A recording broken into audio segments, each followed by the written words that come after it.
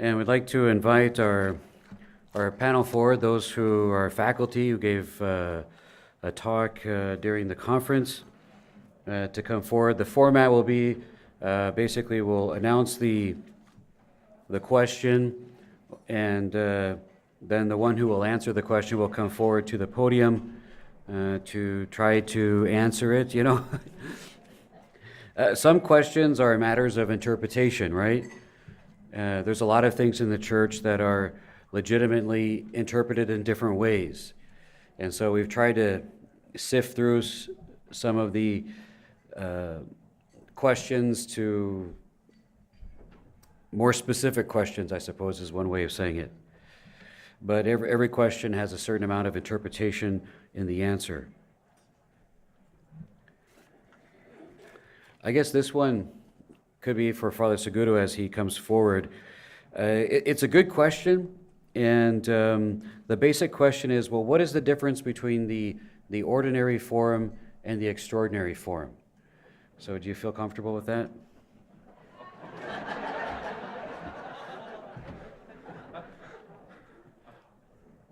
I'll give the short answer.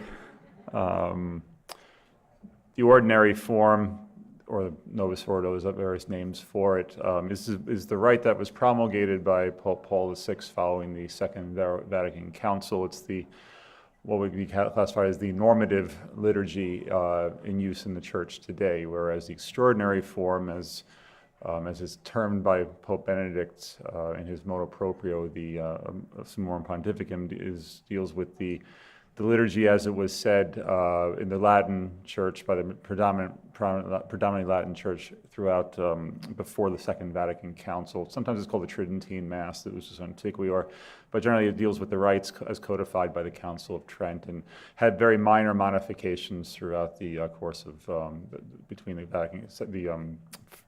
Council of Trent and Vatican II.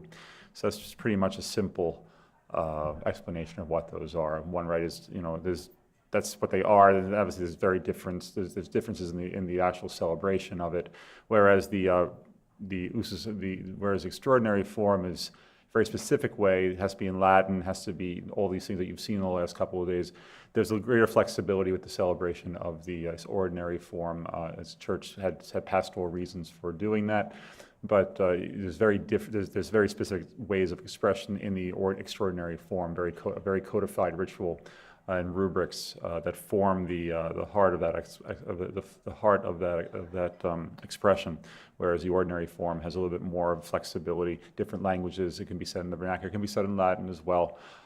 Different ways. It can be said, ad orientem or facing the people. There's various ways it can be done as according to the authority of the Church. So that's a simple explanation without going into too many further details about those differences.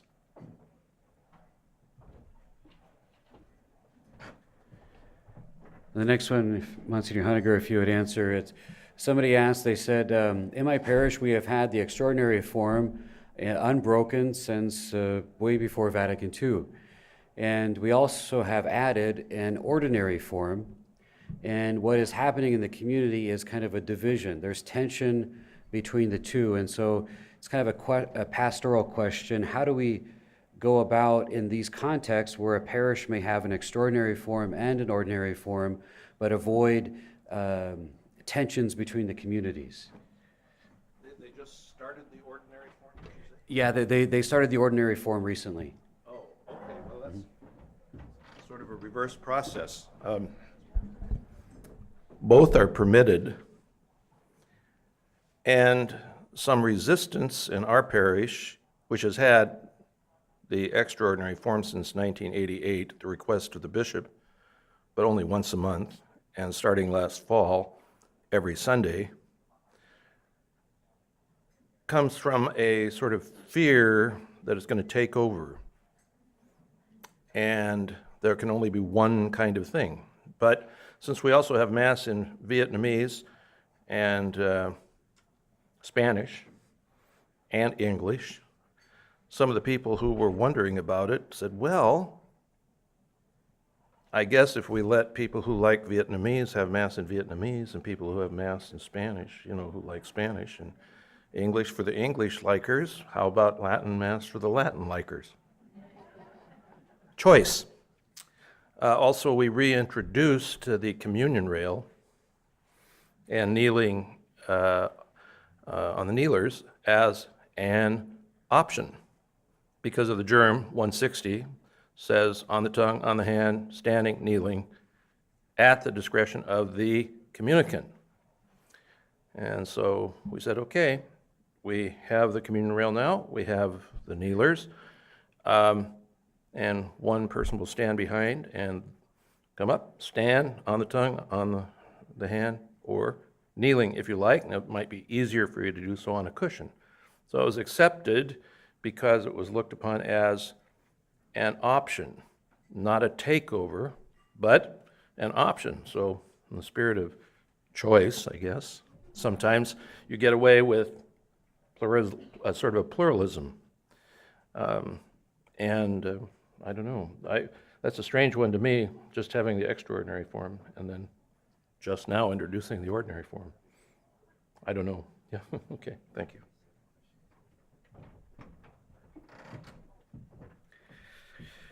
The next question, kind of a dogmatic / pastoral question, so I don't know if Bishop Schneider, Bishop Conley, you can debate amongst yourselves, I suppose.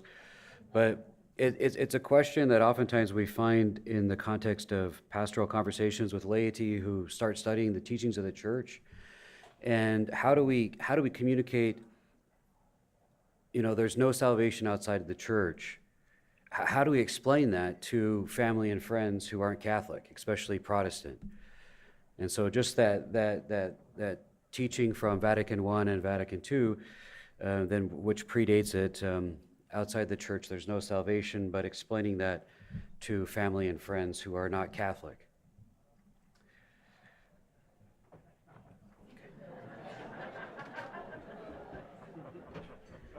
So you give me the easy one.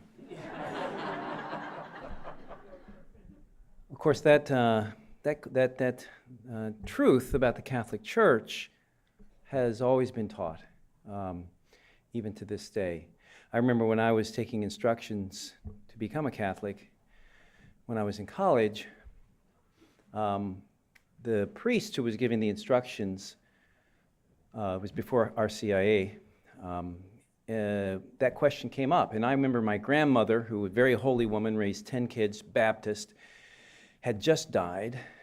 And, I was troubled. I said, she didn't die a Catholic. She died a Baptist.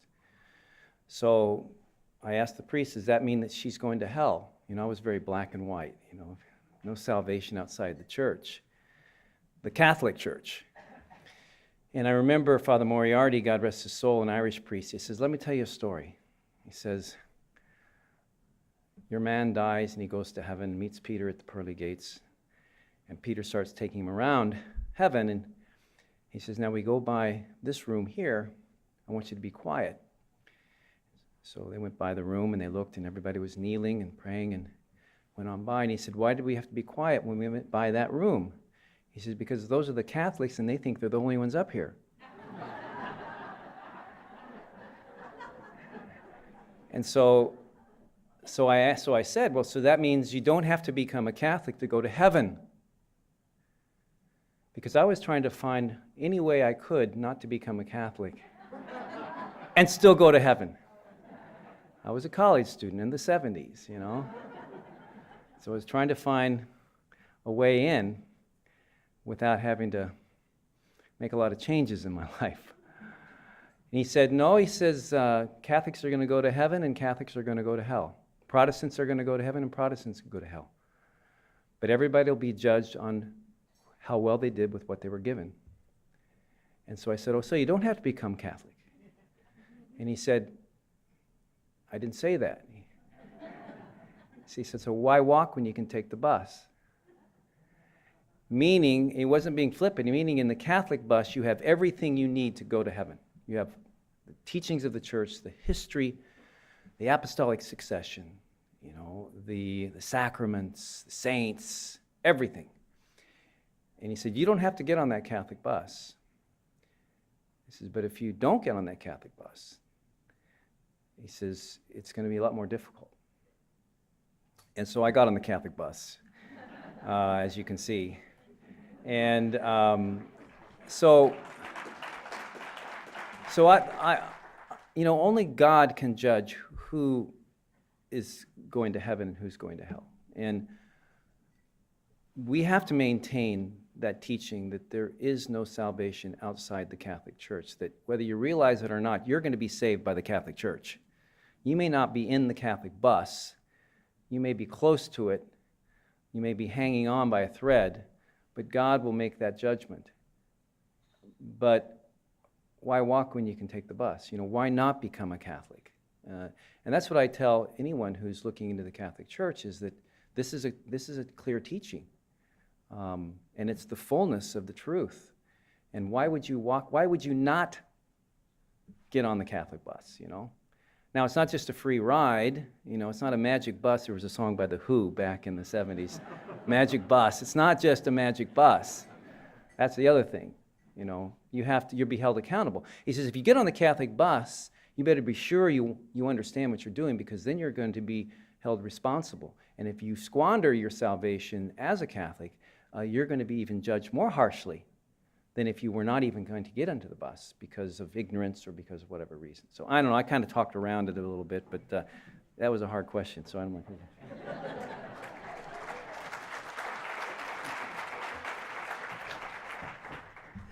No, thank you, Bishop Conley. That was very good. Very good.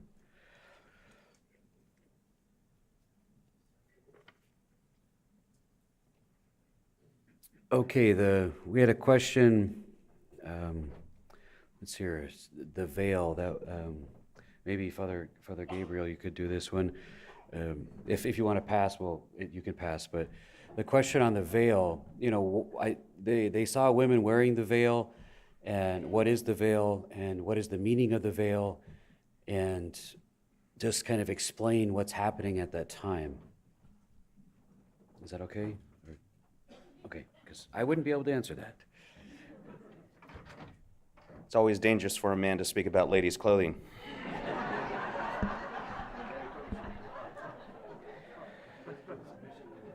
Yeah. So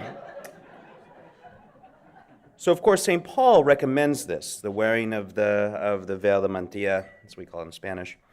And it's a beautiful sign of humility, in fact, of the headship of a husband over one's wife, the headship of Christ over the church. In many ways, this is the whole notion of veiling, right? As I mentioned in my talk itself, that you veil so that you can unveil. And those things that are veiled are those things with the greatest dignity and that hold the mysteries of salvation and creation, all the great mysteries that God has given us in this life. Very similar, something similar to a veil is a dress, right? And so G.K. Chesterton has that wonderful discussion that they put the most important people in society in dresses: kings, judges, priests, and women.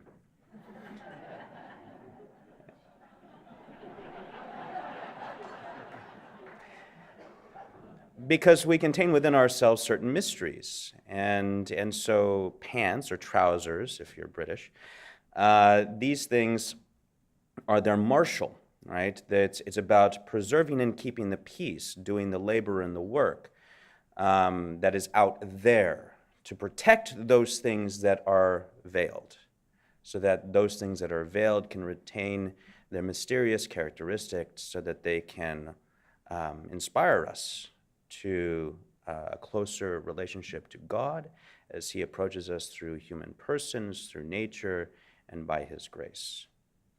So the veiling of women in church is very similar to this.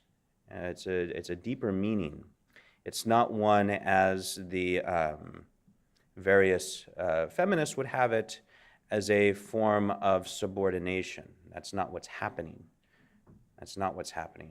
Just as Christ is not oppressive to His church. And that's the great mystery that is being symbolized by all these things, as St. Paul himself says. Now, it's of course not required anymore. It's no longer a requirement by law. And that also follows St. Paul, who said it wasn't given to him by divine revelation as a necessity, but he thought it was a really good thing. And so I would actually recommend that. And I know it's a big decision for many women, whether they're going to wear a veil or not wear a veil, who's going to have the nice veil, or whether it's going to be in pride and vanity and all these things. We're all human. But it's a good practice, and pray about it. And there's some to buy out there that you might want to buy. It helps support the conference. Yeah, I got a whole bunch of hands up there. Very good. So the mystery, that's the heart of it. The mystery, the beauty, and docility.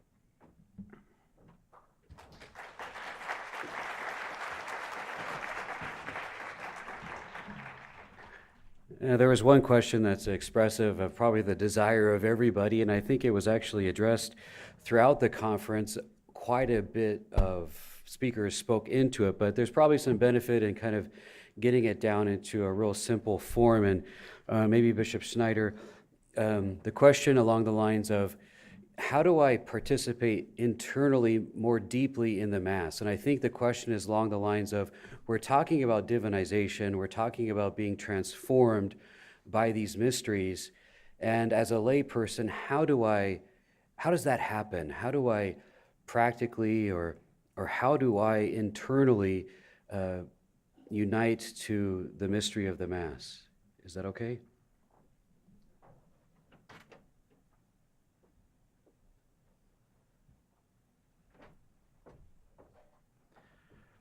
The Holy Mass is the greatest event which we can have here on earth, the most sacred, where we can have God more closer than ever here on earth in Holy Mass. And to participate interiorly, we have to, in some way, to be empty interiorly from the worldly things. But the greatest obstacle for a good interior participation is, of course, the sin. And so we have to purify, ask God that He purifies our heart. So, to my opinion, the most basic requirement of interior participation is a repentant heart. To ask God for repentant heart, that we come to Holy Mass to be repented. And of course, to ask for the gift of love. In our life is oftentimes we have some problems with people, we are offended, we offended someone, there are tensions and so on. But we have to, as our Lord said, when you will come with your gift to the altar, you have to reconcile yourselves with your brothers. And so when you come to Holy Mass, you have to be interiorly reconciled with everyone. At least when it depends on you. Sometimes it's not depending on you. But what is depending on you? You are forgive from all your heart, really, to all who offended you or who still offends you. So repentance and the forgiveness, and this is the basic requirements to have an interior participation with Christ, to go with Him. And so, what does mean interior participation? Because St. Paul says, have the same feelings and thoughts as Christ in the letter to the Philippians, 2nd chapter. So this is, and then to ask our Lord and your guardian angel to protect you from distractions.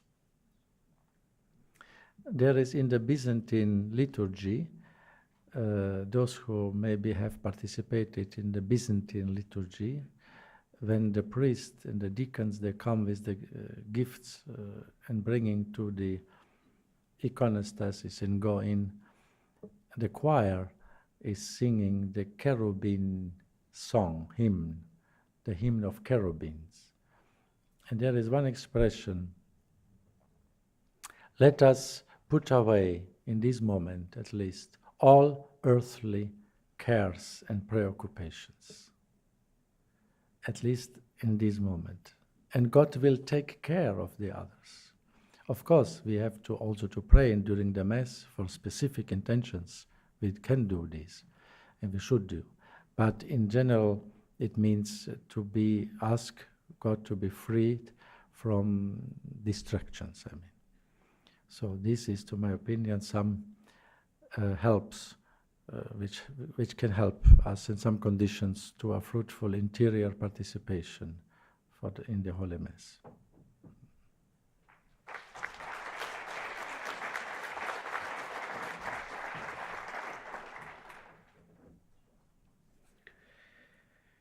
Okay, let's see here. We'll figure out. The traditional form of the Mass is new to me. I cannot assist at the traditional Mass every week, just once a year at this conference. How do I work through that, or how do I avoid... Okay, so let's put it this way. With the belief that the traditional form of the Mass is very rich, and my soul is deeply nourished by the traditional form of the Mass, and every time I'm at the traditional form of the Mass, I feel very close to God. How do I approach the pastoral situation of wanting access to the traditional form of the Mass? It's a great question for laity. They have this deep love for the traditional Mass, and it's just not available to them. So what avenue do they have to move forward in that? What's some pastoral advice?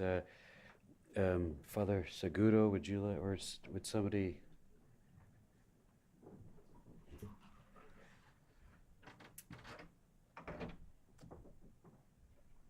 Evidently, the extraordinary form is not widely diffusive, and it's one of these. This is a common thing that comes across my desk in my office about how do I get a Latin Mass closer to me, or somewhere relatively close to me, or even getting something near in my diocese.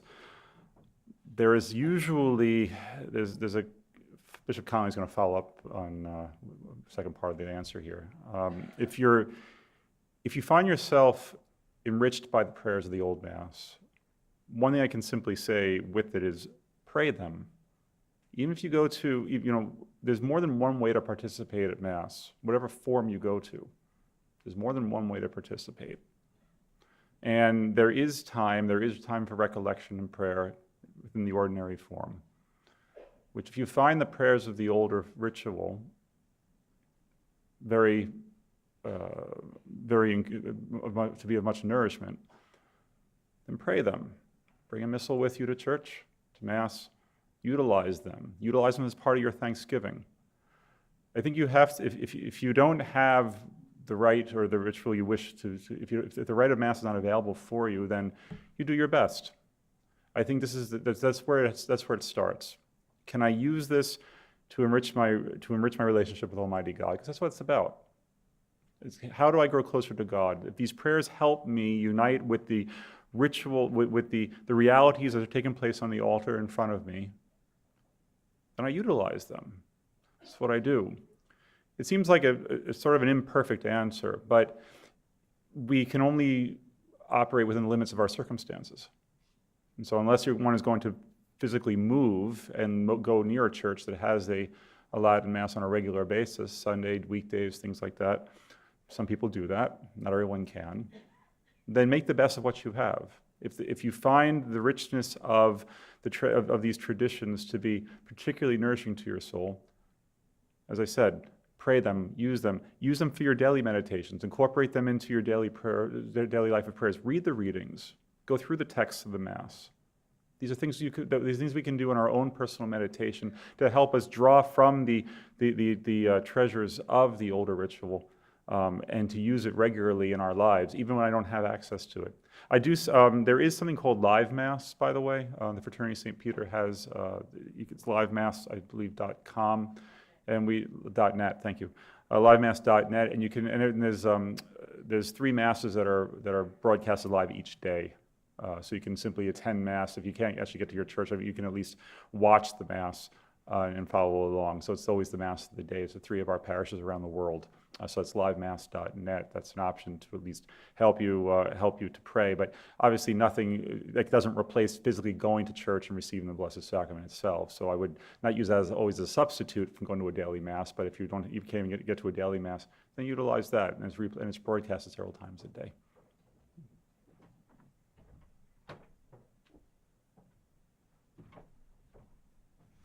That's very good, Father Segudo. A couple things went through my mind. One, I really enjoyed Father Cashin's comparison of the collects in the different liturgical seasons, where he showed the origins of those prayers and how they developed through the various tradition, and how they appear in the 62 Missal, and then how they appear in the 1970 Missal.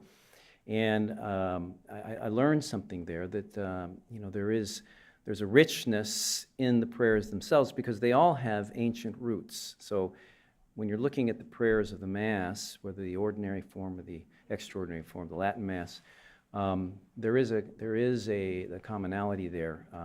So that kind of goes to what I think Father Segudo was saying. A couple of other things came to mind. One, I happen to live in a diocese which is, had the extraordinary form available for a long, long time, and also a diocese where in the post-conciliar years, because of my predecessors, especially my immediate predecessor and Bishop Flavin before him, there was no liturgical revolution. There was really, those priests were basically kicked out of the diocese if there was any kind of, especially Bishop Flavin. He wouldn't tolerate any liturgical aberrations. So the liturgy has been very sober in the Diocese of Lincoln, and we have a parish that the Fraternity of St. Peter has, St. Francis, which is available at least for those who live in and around Lincoln, and we also have the seminary, but it's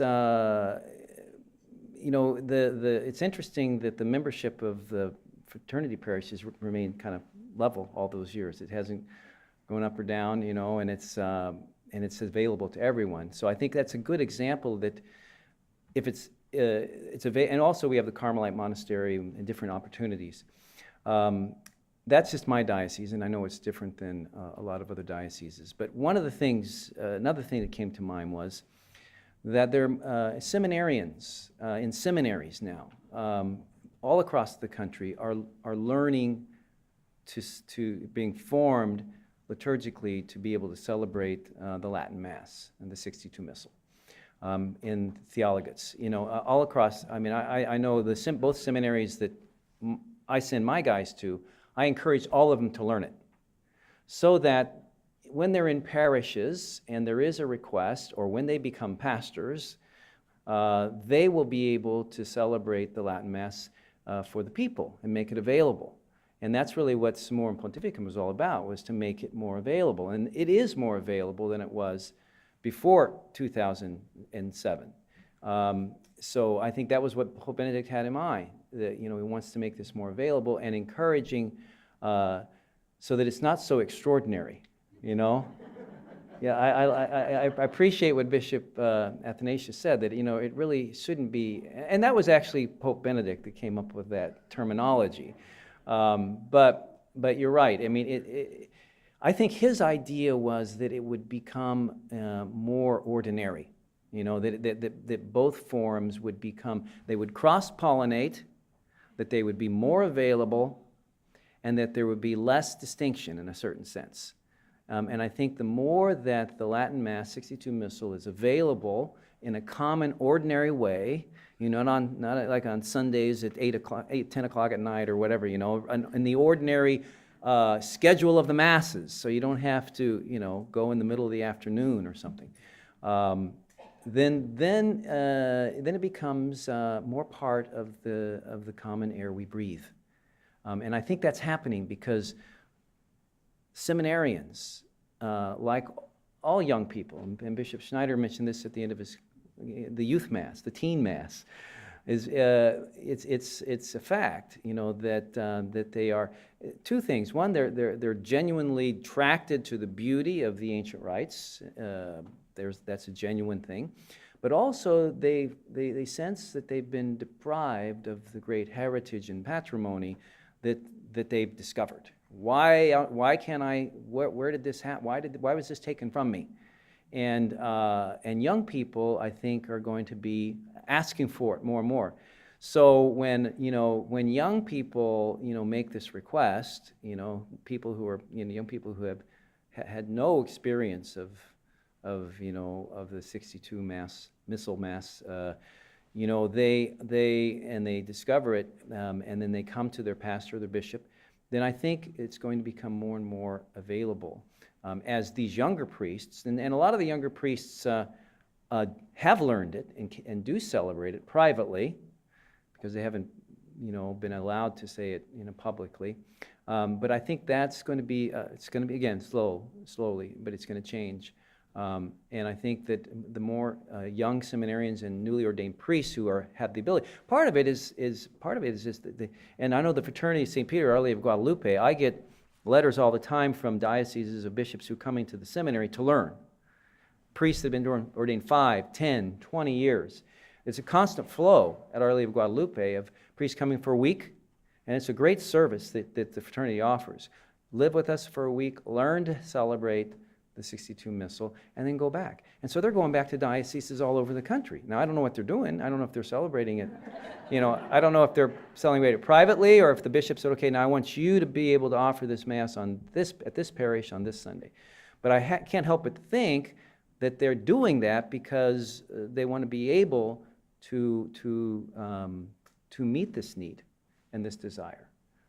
So again, I think that is a hopeful sign. And then, I mean, we got 85 guys at Our Lady of Guadalupe this past year, and those guys are all going to be ordained. And so there's more and more parishes, bishops that are asking for the fraternity. I mean, each year you add a couple dioceses each year. And so, you guys ordained how many this year? 10. So that means that the fraternity is having its impact, in more and more dioceses across the country. So again, it's patience.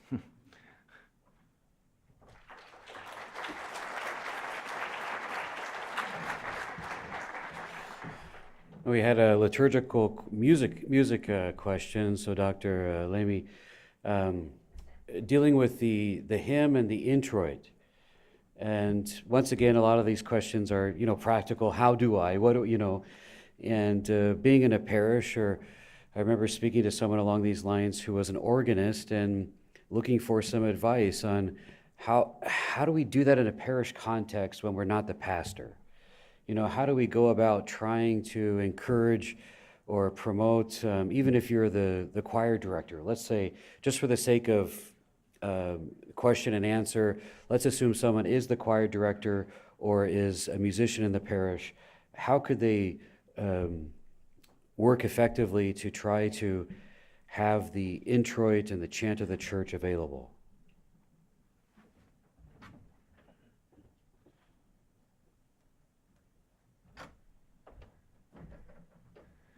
Well, I suppose if you're not in the choir and you want to see the introit, or you want to dictate what is being sung at your church, it might be a good place to start by joining the choir. But even so, if you're not in a position, let's say your husband or your wife is in the choir and you've had these discussions over the dinner table, and your pastor maybe is not on board with that, or not aware of that, it's pretty well spelled out in the germ as to the hierarchy of what's to be sung. This is the 2012 general instruction of the Roman Missal. There's a hierarchy of what takes precedence, I guess, as far as first the proper of the day is given pride of place to be consistent with that Sacrosanctum Concilium quote.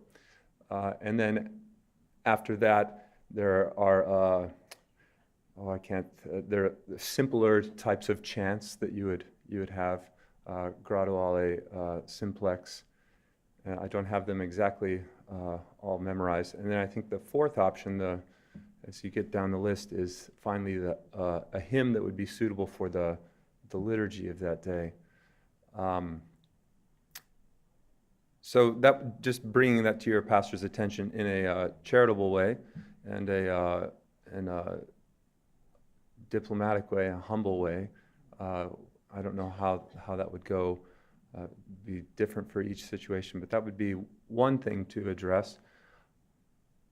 I would also point out that as far as hymns at Mass, hymns are not the only part of when we get hymns in the actual Mass where we sing a hymn is in Vespers, right? That's where it's part of the actual liturgical action. But otherwise, if we start to just put hymns into the Mass, it's seen as music now as kind of a utility, or music as being put like lipstick onto the Mass. Whereas actually, rather than having it the text clothed in the prayers of the Mass clothed in the music. So to take it from that perspective too, I think is important.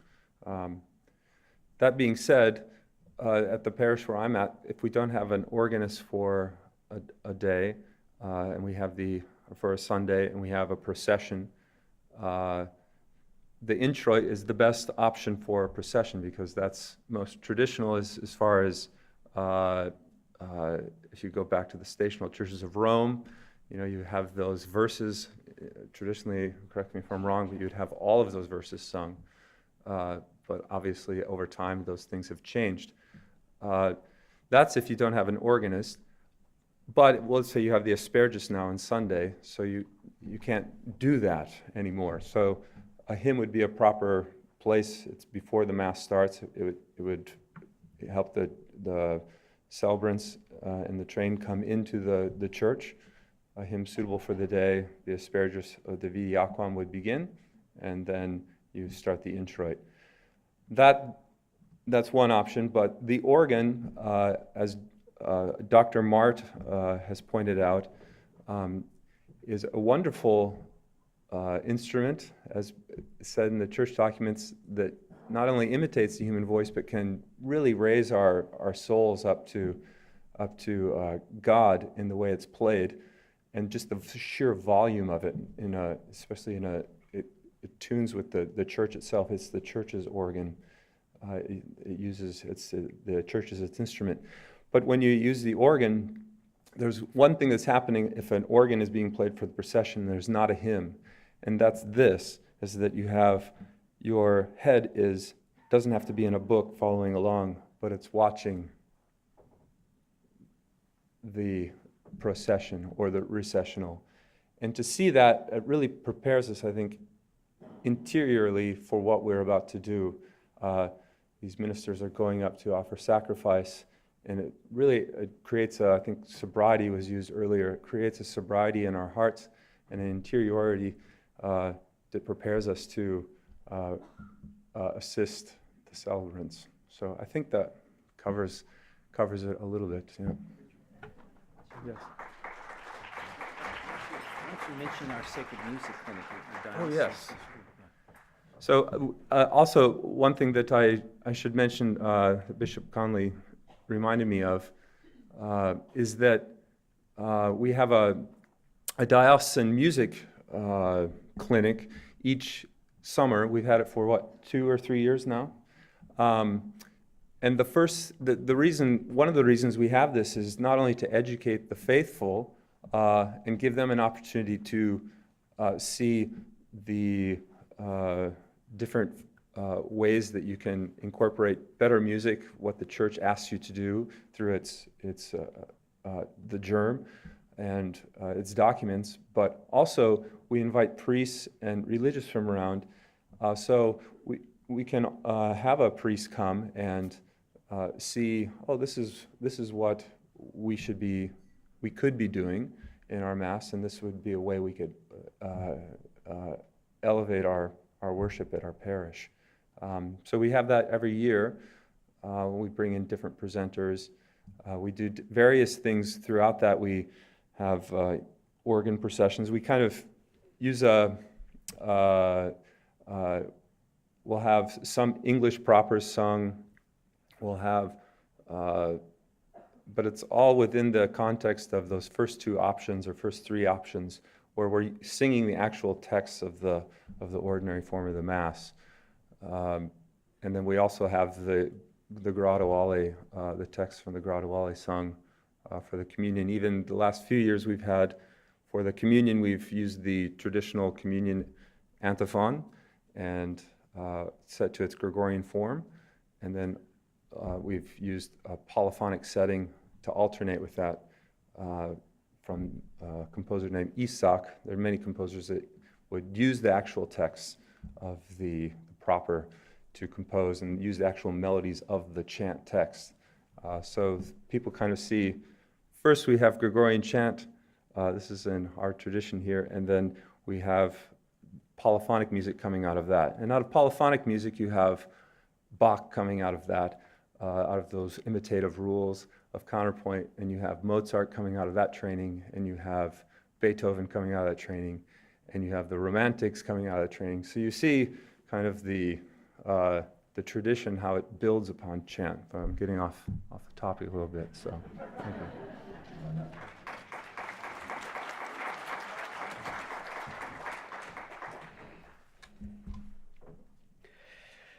And I would like to give Magdalene a chance to make a clarification, because it was a mistake that I made, and I wanted to pose it, but because she brought up the concept of receptivity, the reception of some of the reforms of Vatican II, and in my summary, I just said Vatican II, and which is not faithful to her presentation, and so she didn't say that Vatican II was not received. It was the liturgical reforms of Vatican II, and it's kind of an intriguing point, and so I just wanted to give Magdalene a chance to speak to that a little bit about the reception of the reforms of Vatican II in the reality of, and if I remember correctly, the decline of church attendance.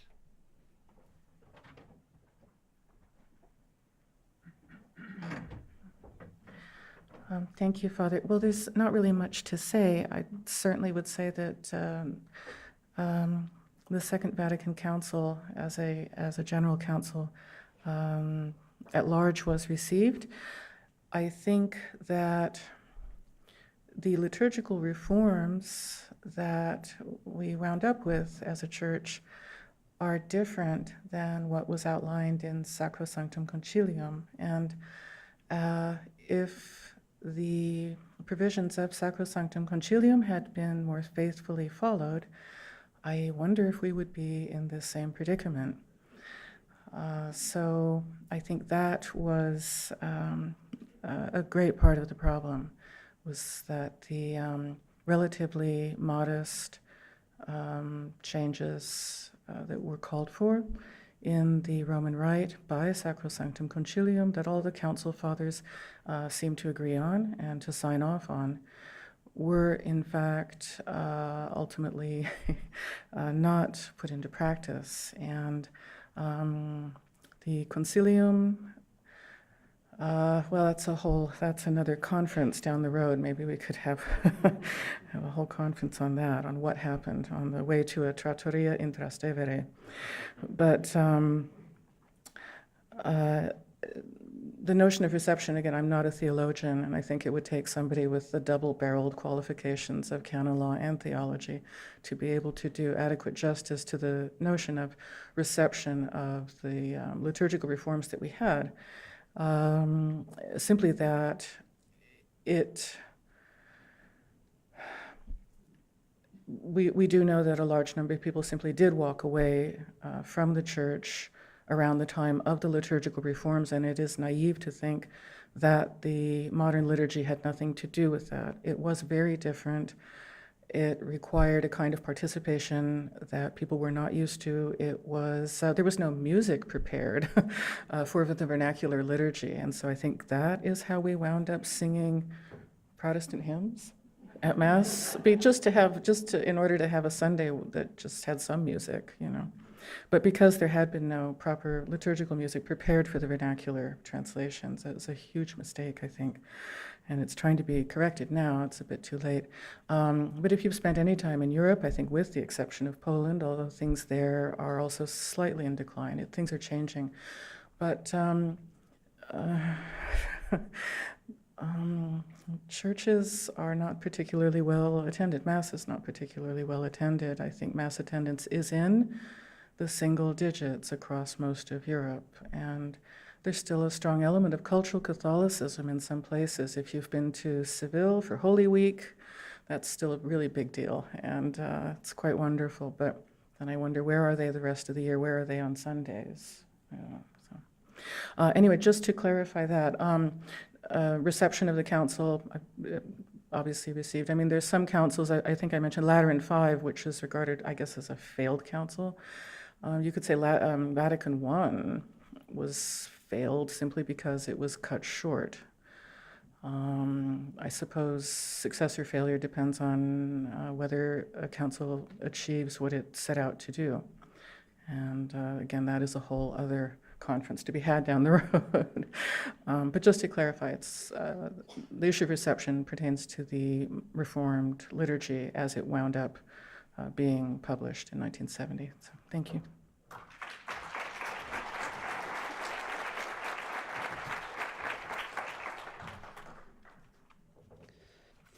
I could briefly go through a couple real quick, just so more people feel like they got their question available.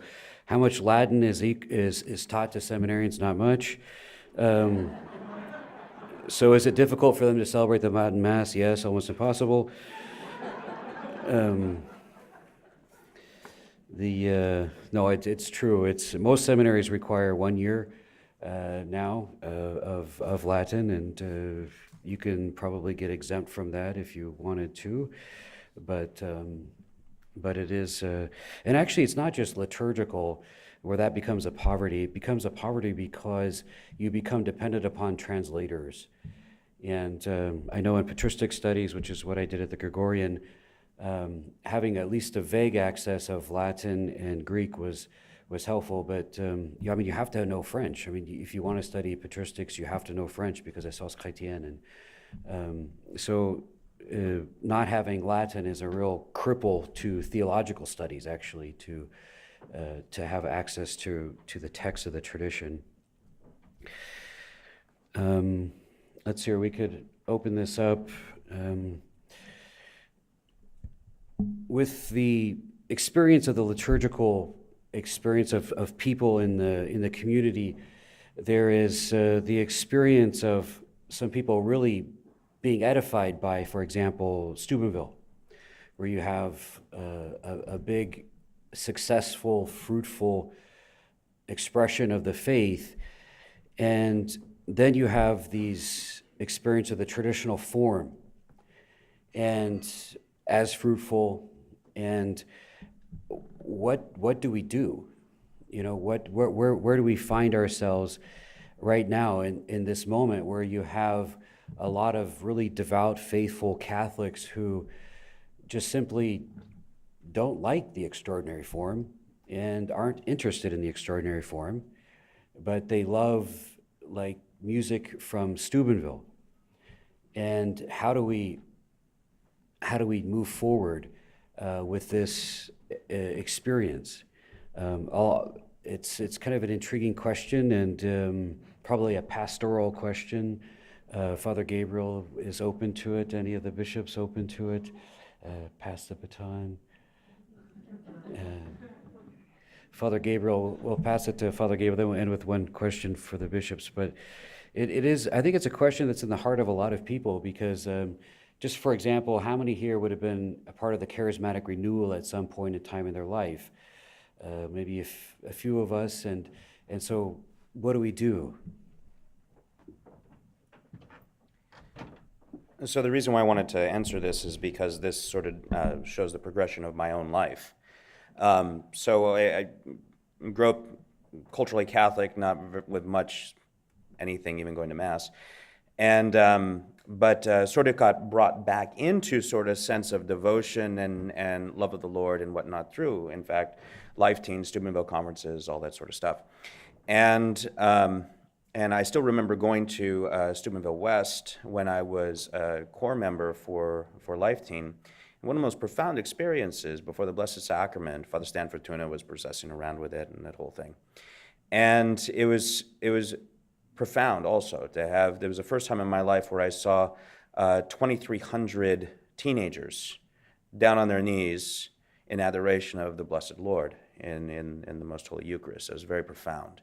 And that should not be denigrated in any way, shape, or form. I think it's very important to understand that this sort of thing, in my mind, this sort of thing, the popular music, the sort of ecstatic conferences, the more expressive aspects of the charismatic life of a Christian is something that's part of the church and has always been part of the church. It had always been, however, placed within the devotional life of the church. The worship life of the church was always more sober, sort of like Teresa of Avila's statement of that sober inebriation. And so the transition, still remember when I was at Holy Apostles, when I was a Dawson seminarian, I discovered a Tridentine Mass by accident. I didn't even know it existed. And I went there, and I was there present for a solemn high. At that time, it was Sacred Heart in New Haven. And I was blown away, and I left the place angry. I said, this is what Mass was like, and this was taken from me. I was furious, absolutely furious. And so from that point on, I got interested in the tradition. It was almost a curiosity, and to some degree, almost a vice of curiosity. And so then being mediated and learning and having proper guides and various people that were resources around at the seminary and others, to understand the tradition, to grow into the tradition, and show how there's actually a continuity, and being able to affirm the good things of the devotional life and that affective life that we all yearn for and need to, because we're whole persons. As my Thomist education started to take deeper root, that notion that we're a whole person, body, soul, and passions are all offered to the Lord in different ways. So oftentimes at Holy Rosary, which perhaps we could call the Lincoln, Nebraska of parishes, at Holy Rosary, Father Vincent, the pastor, and myself will often talk about ourselves as charismatics, just not noisy. There's a truth. We need to restore, I would say, first and foremost, as practically speaking, we need to restore the robust devotional life of the church. Robust.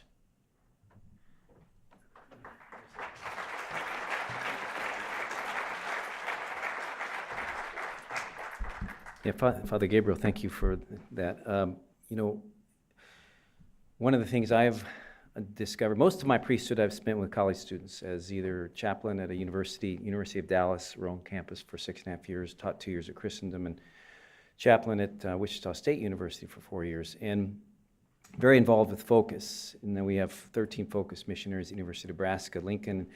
I've noticed in Focus, there's been a gradual progression at their huge SLS and their Seek conferences, that the music is transforming and the worship is transforming, transitioning to more traditional forms and more traditional liturgical life. And Adam Bartlett, you know Adam? Adam Bartlett's an interesting story. He was he's a layman and lives in Denver, and he was in Matt Maher's first band. You guys know Matt Maher? Hugely popular contemporary Catholic musician, composer, and he's got a band, drum kit, loud, everything. But he's very Catholic, and then Adam was very involved in Life Teen in Phoenix because he's from Phoenix, and then he discovers. And he's classically trained himself, so he's a great musician, but he just discovers more and more the richness of the heritage of our patrimony, and then devotes himself more to traditional forms. And very intentionally approached Focus, and because there were some young Focus missionaries. John Mark Skoke is one who does the music for all these huge Focus. They had 17,000 young college students. Had 10,000 in Chicago last January, and this coming January there's going to be 17,000 that have signed up already for the SEEK conference in Indianapolis. So Adam and John Mark Skoke are in charge of the music. And they are incorporating propers. They're doing a lot of Latin. It's ordinary form, but they're doing a lot of Latin. And they're finding that these young college students today are hungering for this. Not for the loud sort of life teen entertainment masses, but for beautiful music that leads to prayer. But what you said is very important, because the highlight of those Focus conferences is Saturday night Eucharistic adoration. When they're hearing thousands of confessions, literally, the Blessed Sacrament is exposed, and they have like 4 hours of adoration. It's a remarkable experience to see, like you were saying, 2,400. Imagine 17,000 college students on their knees, dead silence in front of the Blessed Sacrament. They're moved. Their lives are changed. So there is this connection, I think, with devotional life. The robust devotional life leads to, I think, a fuller participation, in a true sense of the word, of liturgical worship.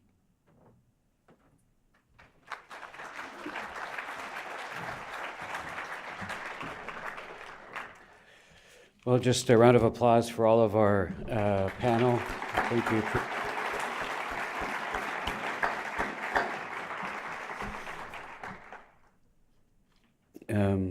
Not to put you on the spot, Bishop Schneider, but if you have a few last words, we'd love to give you the mic, if you'd like. Pass, great. I was kind of torn, out of respect. Wanted to give the option because we deeply respect your ministry and what you're doing, and what a gift that he gave so much of his time to be here with us. So thank you, Bishop Athanasius. I mean, to block out that much time is extremely generous and very much appreciated. Well, we now will break, of course, for transferring over to St. Joseph's for the Mass and then the procession afterwards. It is our prayer that this conference has deeply renewed, that you came to be transfigured by the blessing of the conferences and experiencing Christ in the Eucharist, and that you go away renewed.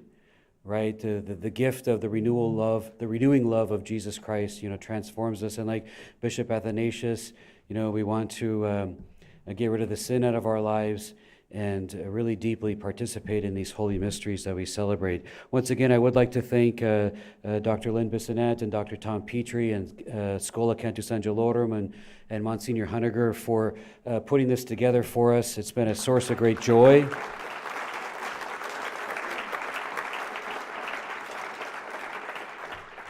Bishop Conley and everyone who has made this a wonderful event, and a lot of the hard work behind the scenes. And it's our prayer that the joy of the Lord will continue to sustain us in our mission fields, and that the joy that we've experienced together will be the joy that we take back home, renewed in love of God and love of one another.